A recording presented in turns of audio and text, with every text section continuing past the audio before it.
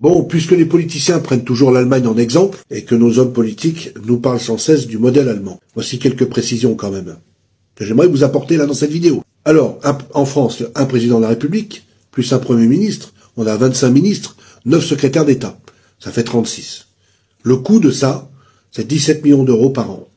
L'Allemagne, on a une chancelière, un chancelier, 8 ministres, ça fait 9. Ça représente 3 millions d'euros par an. Le soir après le boulot, à Paris, le Premier ministre se détend dans son logis de fonction, 310 mètres carrés, à Matignon, tandis que ses collègues regagnent en limousine les hôtels particuliers que la République met généreusement en place à leur disposition.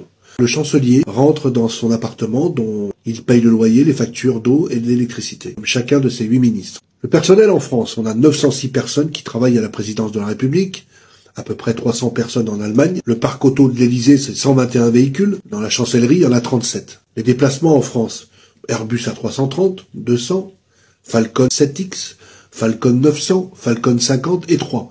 Hélicoptères Super Puma. En Allemagne, systématiquement en train ou sur des lignes aériennes régulières. Les indemnités, le président de la République, 21 000 euros net. Le chancelier, c'est 15 000 euros brut. Et c'est un salaire soumis à l'impôt en plus. Le budget de l'Élysée cumule 113 millions d'euros. La chancellerie, 37 millions d'euros. On commence quand, messieurs, là, les hommes politiques? Moi, franchement, je suis pour qu'on copie les idées, surtout si elles sont bonnes, mais pour notre économie, là, au lieu de taxer les retraites ayant travaillé de 37 à 40 heures et plus par semaine, et cotiser pendant plus de 40 ans. Si pour une fois Internet pouvait servir à quelque chose, pouvait servir à la France, les Français, déclencher une prise de conscience collective, assainir la politique, pourquoi pas? Une utopie, certainement.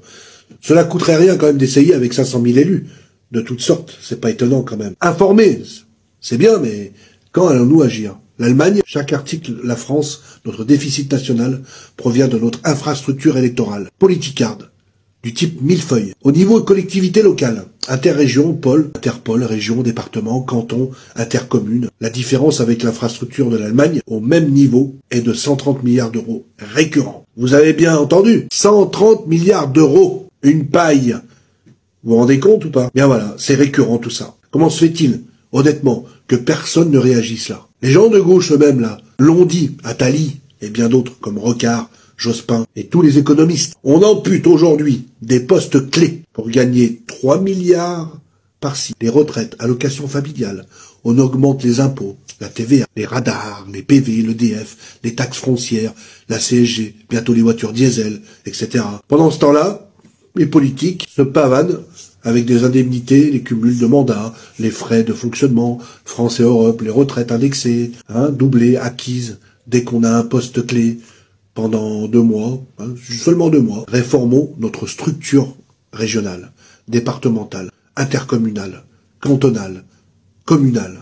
Arrêtons toute cette pavalerie-là dans les communes et au-dessus. Les dépenses, là, soi-disant pour l'environnement, augmentation des taxes de l'eau, le DF, j'en passe. Mais est-ce que vous êtes au moins prêt à transférer cette information, cette vidéo, à la partager? Parce que c'est quand même honteux de se faire avoir à ce niveau-là, mais vous le savez. Les gens le savent, mais ils se taisent. Et vous, les jeunes, réagissez, et puis faites-le vite, Parce que bientôt, la France sera déclarée en faillite fiscale. Je crois que c'est même déjà le cas. Faites circuler cette information, que ça remonte au gouvernement. Les communautés de communes, elles ont créé une taxe supplémentaire intercommunauté. Non mais attendez, tenez-vous bien.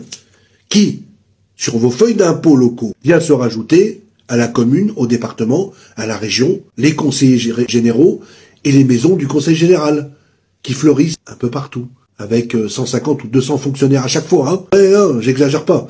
Les conseillers régionaux, et les hôtels de région, et c'est pas tout. Rhône-Alpes est en train de se créer une nouvelle structure, le pôle métropolitain, qui regroupe les communautés de communes de Lyon, Vienne, Saint-Étienne, Bourgoin, et compte tenu de leur gestion désastreuse, eh bien ces gens-là vont nous dire à nous, bientôt, qu'il n'y a pas d'autre solution que de sérieusement augmenter les impôts pour s'en sortir. Qu'ils soient de droite ou de gauche, ils ne se mangent pas entre eux, me semble-t-il, non? À l'heure où Marion Monti renonce à son salaire et qu'on nous annonce qu'en Russie, il n'y a qu'une centaine de députés, eh bien, cette information dont je vous donne, j'aimerais qu'elle fasse du bruit. Je crois qu'il faut faire exploser le web français avec ce que je suis en train de vous dire, parce qu'il me semble que c'est de bon sens. Plus de 11 milliards d'euros par an économisés, sans toucher à la TVA, sans toucher aux retraites. Alors qu'est-ce qu'il faut faire? Il faut quand même essayer de faire tourner cette information dans toute la France. Ça va être, c'est pas évident. Un peu de polémique, cela mettrait un peu de bon sens dans cette France qui comporte 37 ministres actuellement, seulement 13 sous De Gaulle, mais à part 3 ou 4, que font les autres? Je vous remercie d'avoir suivi cette vidéo.